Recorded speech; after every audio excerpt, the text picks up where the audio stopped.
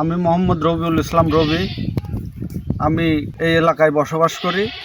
এই এলাকায় হতদরিদ্র গরিব এই ফ্যামিলির 8জন খান্নাওয়ালা, একজন শুধু খালি কর্ম করে। তার যদি দেখা যাচ্ছে যে একদিন অসুখ বিসুখ হয়, তাহলে দেখা যাচ্ছে যে তাদের খাওয়া দাওয়ার খুব কষ্ট হয়, চলাফেরা।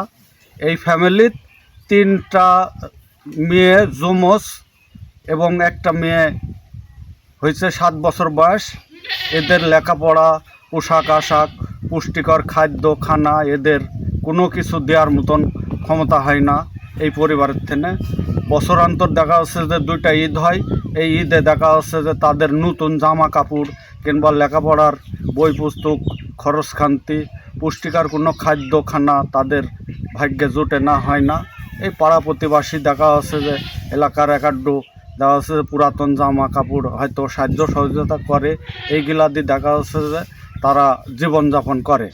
0177 210 6199।